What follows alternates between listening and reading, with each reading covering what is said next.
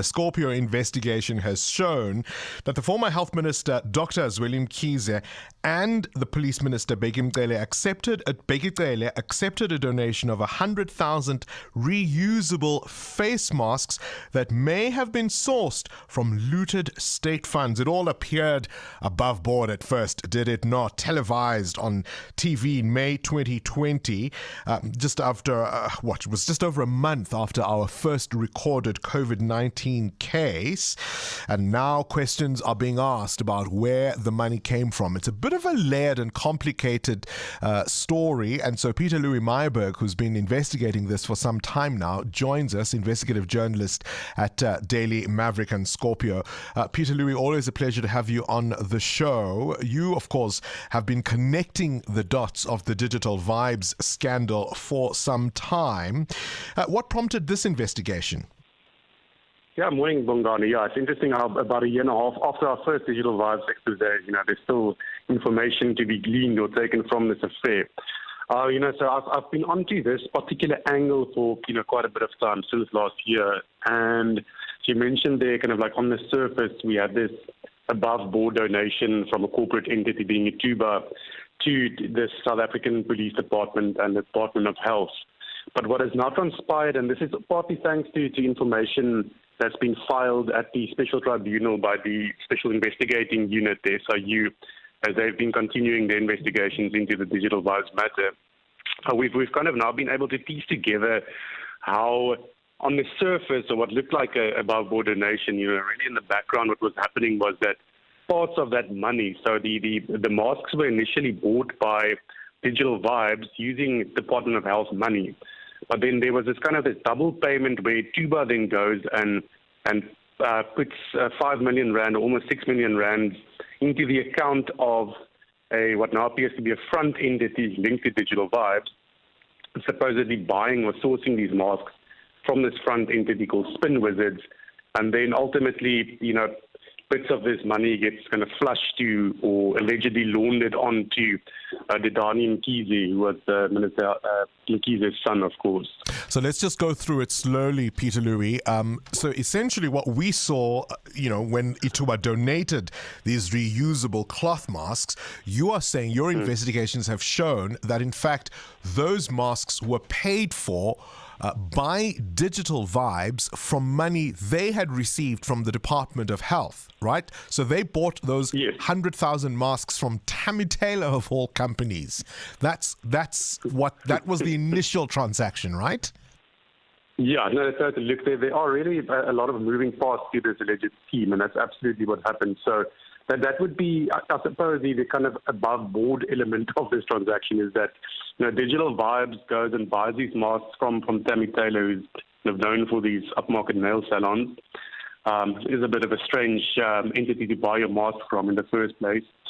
But then where it gets kind of really convoluted and curious is that, the Digital Vibes would then be for all intents and purposes, the owner of the masks, right? They would have been in a position to go and take the mask and donate it to all these SAPS officials and the health officials and so forth. Right. But that's not what happened. So the masks, they get taken to Minister Mkhize's house in Pretoria, to the ministerial residence. And then from there, they supposedly distributed to all these officials. But then what happens at the same time is that the payment, Ithuba is put forward as the donator of the mask. They become the donating entity. And they don't reimburse Digital Vibes for the masks.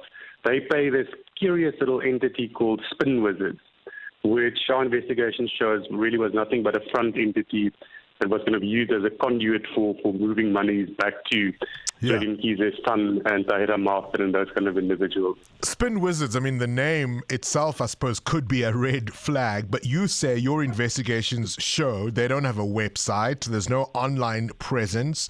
Do they even have a business address? And none of those issues concerned Ithuba at all to this moment. Yeah, none whatsoever. Look, and I think it's a little bit perplexing concerning that an entity of Ithuba's stature would be so unconcerned about, things that to us are clear red flags of, or potential red flags for dubious business dealings.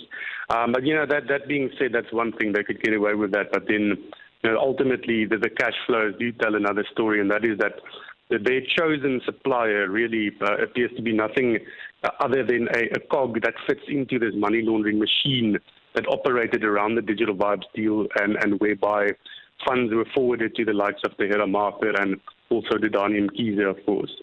Tell me how the monies end up in the accounts of Dr. Zweli Mkhize's associates and son. Yeah, so literally Ithuba pays spin visits for the mask, so that's almost 6 million rand. And then as soon as, spin visits receives the money, it begins kind of flushing out this cash in various kind of staggered payments to an entity called Composite Trade and Investments that was run by Tahira Martha, who was Zweli Mkhize's long-standing kind of personal assistant. And there's also an entity called Mateta Projects, which received quite a bit of that money. So there's going to be staggered payments in the period after Ithuba paid spin visits, amounting to almost the full amount that Ithuba paid for the masks, about 5 million rand. And then from those entities, from Composite and Mateta Projects, the Daniel Mkhize's two entities, All Out Trading and Tusokushle Farming, they both also received bits of that money in the days after the mask deal. So ultimately here, I imagine, if I follow your dots and I join them correctly, Department of Health money paid to Digital Vibes couldn't be directly funneled to these entities. There had to be the appearance of that money being spent on something, right? Which is how the masks are bought from Tammy Taylor. But surely an entity, as you say, like Ithuba, should have asked more questions here. They definitely would have. I think the corporate responsibility, and sort of the due diligences, it really does place a lot of responsibility in the hands of a big, well-known entity, especially one of Ithuba's caliber. They're sitting with a very sort of public contract to run the country's national lotteries. They've kind of indicated that they did a due diligence, and they assured us that they made sure it's a legitimate supplier. But, in the same breath, they couldn't divulge any details as far as that due diligence or supposed due diligence goes. I asked them specific kind of details, how did spin visits come on your radar as a supposed mask supplier? How did you identify it? What was the first kind of contact made between Ithuba and spin visits? And when you start going into those kind of details, Ithuba became kind of very, very tight-lipped and didn't want to divulge any more details. So what do Daniel Mkhize and Tahira Martha have to say for themselves about all of this? They were not coming back to us with any responses, so no feedback from any of them. So that's it? No answer, no response? Do with that information as you will? No comment? No comment, definitely. And the same goes for, for Dr. Mkhize as well. We tried to reach out to Dr. Mkhize, and he wasn't willing to comment on the issue either. So, yeah, it looks like they've kind of gone to ground on this one. So explain then the owners of Spin Wizards, because you are also able to identify who the sole director is and what they stood to gain from all of this.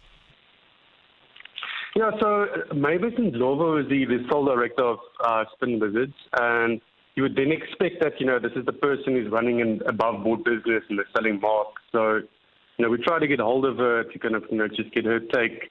For all she knew, I could have been a potential customer phoning her for, quotes to get masks. But there was never a point in time when one could ever get hold of her. Throughout the course of investigating this issue last year and this year. So she's really also kind of gone to ground and is not available. And then, so there is indications that she got money from, what looks like a salary, a smaller payment. I'm talking about the region of 3,000 rand from Mateta's company, Mateta Projects, which is one of these kind of entities that we unearthed as being part of the Digital Vibes money laundering scheme. So it looks like, she was only, kind of a front.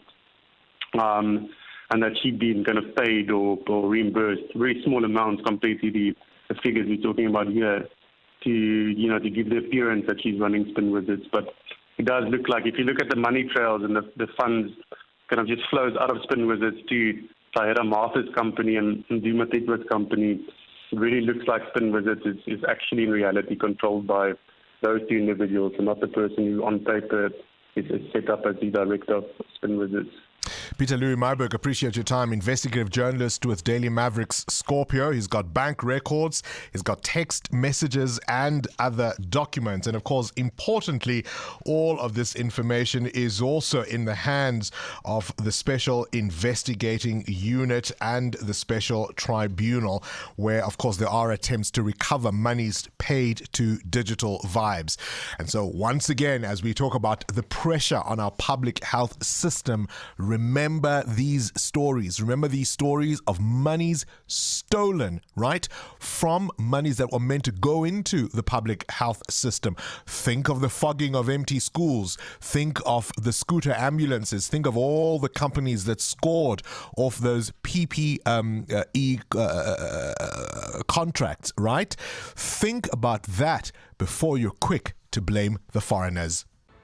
Current events, developing stories, tough questions. your voice making a difference. This is Breakfast with Bongani Bingwa.